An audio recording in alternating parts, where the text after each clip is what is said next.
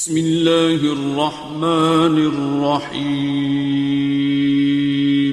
جو غدیر کے میدان میں سرکار دو جہاں نے ایسا جشن منایا، مجھے تو ان مفتیوں کے نام بھی یاد نہیں رہتے جن کے کلپ آ رہے ہیں دنا دنا جی، روزانہ کوئی نہ کوئی کلپ آ رہے ہیں نا، ان مفتیوں کے تو مجھے نام بھی یاد نہیں رہتے، چلتے پھرتے کبھی کبھی میں بھی تفنن و تفریح کے لیے سن لیتا ہوں،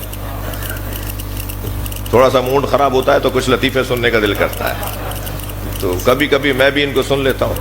ابھی پچھلے دنوں ایک مفتی صاحب کا کلپ آیا ہوا تھا اور وہ اتنا گلا پھاڑ پھاڑ کے کہہ رہے تھے کہ غدیر کا جشن کوئی نبی نے منایا، جشن غدیر کوئی اہل بیت نے منایا، تم یہ عید غدیر کیوں منا رہے ہو؟ یہ عید کسی امام نے منائی، کسی اہل بیت کے فرد نے منائی؟ اس طرح کے وہ گلا پھاڑ پھاڑ کے کہہ رہا تھا۔ اسے کون بتائے کہ غدیر کے میدان میں پالانوں کو سجا کر ممبر بنانا،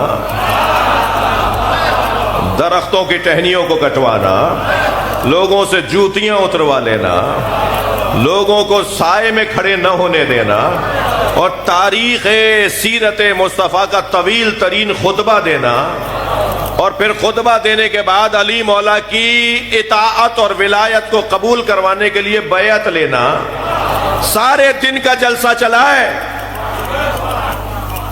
غدیر میں نبی مکرم کی طرف سے ولایت مولا علی کا سارے دن کا جلسہ چلا ہے، طویل ترین میلاد ہوا ہے، طویل ترین جشن ہوا ہے، اور جشن ہی سرکار نے زندگی میں ایک منایا ہے۔ بڑی عنایت سرکار نے ساری زندگی میں جشن ہی ایک منایا ہے، اور وہ جشن ہے عید غدیر کا جشن۔ اس سے بڑھ کر اور کون سا جشن ہوا بھائی؟ یہ سارا اہتمام کیوں ہو رہا ہے؟ فرما رہے ہیں کہ جو آگے چلے گئے انہیں واپس بلاؤ، تھوڑا گردن ہلاؤ، جو آگے چلے گئے انہیں واپس بلاؤ۔ مجھے پھر اپنے دو مصرے اسی کلام کے یاد آ گئے، جو آگے چلے گئے انہیں واپس بلاؤ، جو پیچھے رہ گئے ان کا انتظار کرو۔ یوں بھی نبی کے آگے چلے حج گزار لوگ۔ میرا تو سوال ہے نا اپنے محترم مجمع کے توسط سے، سرکار نے فرمایا جو آگے چلے گئے انہیں واپس بلاؤ، جو پیچھے رہ گئے ان کا انتظار کرو۔ یہ کون سے مسلمان تھے جو نبی سے آگے چلے گئے تھے؟ یہ کون تھے بھائی جو نبی سے آگے چلے گئے تھے؟ تو عرض کیا ہے کہ یوں بھی نبی کے آگے چلے حج، تھک تو نہیں رہے؟ یوں بھی نبی کے آگے چلے حج گزار لوگ، کیونکہ نہیں تھے مالک اشتر غدیر میں۔ صلوات پڑھے محمد و آل محمد۔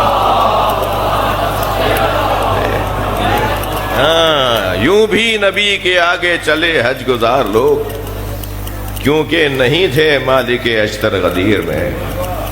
آگے پیچھے سب کو ایک جگہ جمع کیا، سرکار نے اہتمام کیا، انتظام کیا، اور انتظام کر کے حضرت نے طویل خطبہ ارشاد فرمایا، اور طویل خطبے کے اندر حضرت نے جو مشہور جملہ آپ نے سنا وہ فرمایا، مگر اس سے پہلے حضرت نے فرمایا الست اولی من انفسکم، کیا میں تمہاری جانوں پر تم سے زیادہ حق نہیں رکھتا؟ مملکت پہ حق رکھنے والا حاکم کہلائے، صوبوں کا جی وزیر اعلیٰ حاکم کہلائے، جی مملکت کا سربراہ صدر مملکت کہلائے، جی ملکوں کو چلانے والا حاکم وقت کہلائے، اور جو جانوں پر اور جو نفسوں پر اور جو بدنوں پر حکومت کرے اسے حاکم نہیں بولتے۔ نہیں، حاکم مراد نہیں ہے، کچھ اور مراد ہے۔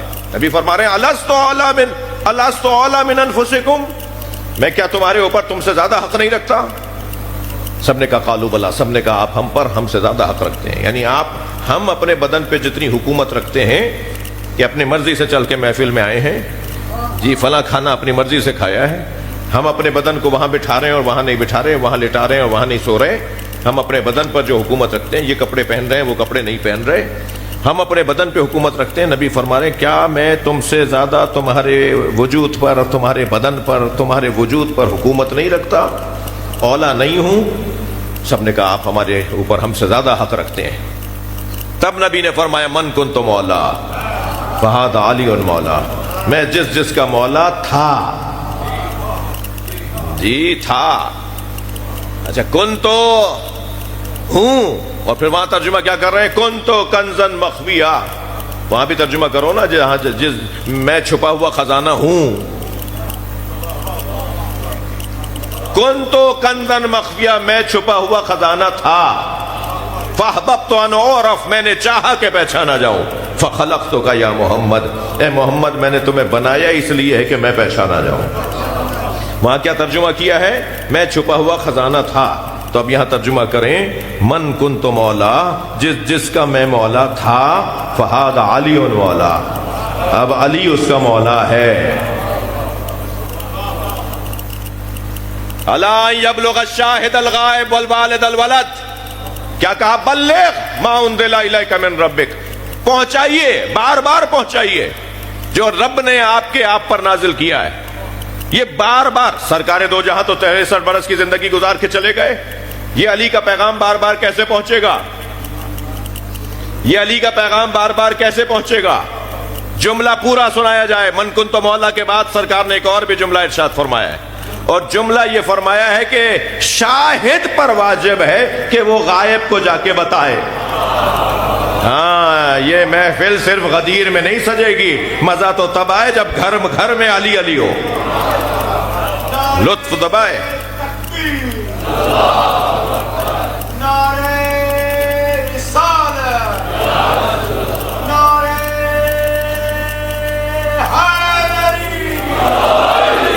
ہاں، ہر والد پر واجب ہے کہ اپنے ولد کو بتائے علی. نبی نے کہا ہے غدیر کے میدان میں، ہر والد پر لازم ہے کہ اپنے ولد کو علی پہنچائے. مان لیجئے کہ اگر کوئی باپ اپنے بچے کو علی نہیں پہنچا رہا تو شاید یہ بچہ ہی اس کا نہیں ہے. والد پر تو لازم ہے. صلوات پڑھیں ذرا نبی کی ذات پر.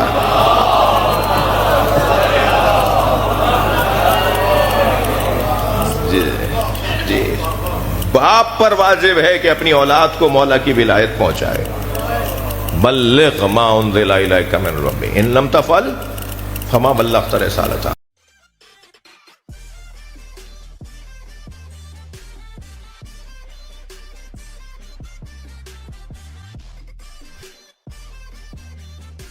اگر آپ ہمارے لیٹسٹ ویڈیوز کے بارے میں جاننا چاہتے ہیں تو ہمارے چینل کو سبسکرائب کریں اور بیل آئیکن کو پریس کریں.